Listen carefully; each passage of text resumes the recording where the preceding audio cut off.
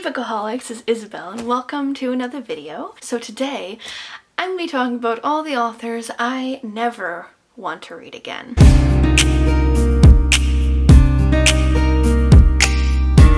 I do not take this lightly. I believe most authors deserve a second chance. If you don't like the first book you read, then you'd give a shot for another one. And some of these I have read more than one, and I just have to like stop reading them because it's just, I'm done. I don't want to read them anymore. Some of the authors I just never plan to read another book from them because maybe there's some controversies behind them. Maybe I really hated the book that they wrote, and I never really want to invest in another book from theirs. These are the 7 authors I will never read again. So the first author I will never read again is Cantungo. So I've only read one book from her, and it was 99 Days. I really did not like this book.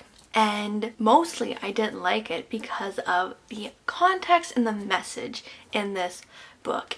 And I have read the synopsis of her other work, Firework, and I think I have read synopsis for some of her other books, and I'm just not interested in any of them. I honestly have no desire to read any of Kasie Cantungo's books. The next author I will never read again is Kasie West. So I know so many people love Kasie West novels. I don't know if it's a guilty pleasure or what, but so many people love it. And I just don't understand why. I have tried 3 or 4 books of hers, and each of them, I just do not believe in what was happening in these books. Like, it just pulled me out and I was just beyond belief of what was happening. I do not like the dialogue. The dialogue just seems very juvenile, and I just don't see teenagers saying these, especially because some of them are just so immature that it just doesn't make sense.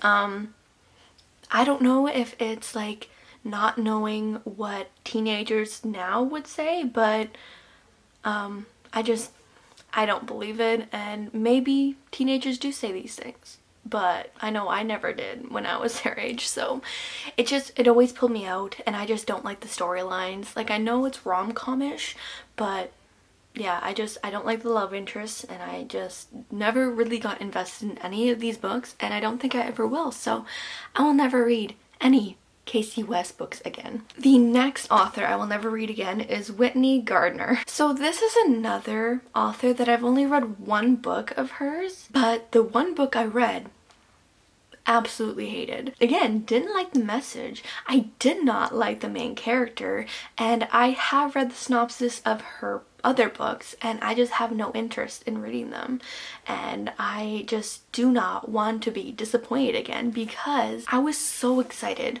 for Your Welcome Universe because it follows a deaf girl who is into graffiti, and I thought this was like such an amazing premise, and I really wanted to see where it would take it. It didn't really take it anywhere. Honestly, it was just very disappointing, and I just feel like I'll be disappointed again by another book. So I just don't have plans of reading this author's books again. The next author I'll never read again is Aciman. Aciman is the author of Call Me By Your Name. I absolutely love this book. And he has come out with like a sequel, but it's not really a sequel because it follows the main character's dad in his own sexual endeavors, and I have no desire to read that, and I don't think I'll ever have a desire to read any of his other books if he ever comes out with them. I totally believe that the sequel to Call Me By Your Name was just a money grab because my friend read it and she absolutely hated it. Like, she was very disappointed.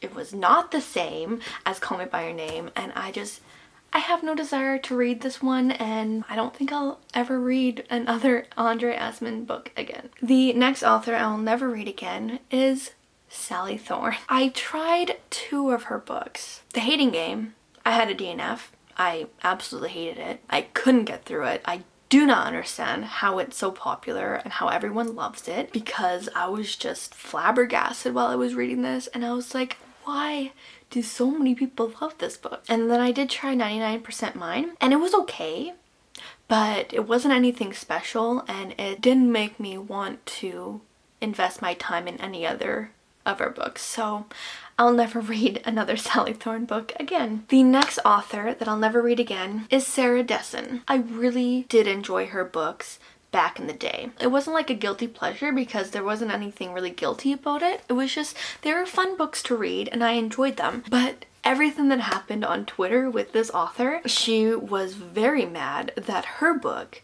which is very YA, which I'm not saying YA is like a bad thing, it shouldn't be in university, but her books shouldn't be, because I just don't see them as like academic things that could be researched. And the fact that she blasted this girl who was like, what, a young 20-year-old who was in university, like she blasted her and made so many people go after her, and it just, I lost a lot of respect for this author. I'll never read another Sarah Dessen books again because, for one, I lost respect for her, and two, I'm just not into those kinds of books anymore. So the last author I will never read again is J.K. Rowling. I will reread Harry Potter books because I have bought them already, and I believe that Harry Potter is now not really J.K. Rowling's work anymore. I think that if people who have gotten something out of this, they are able to escape into the Harry Potter world. People who are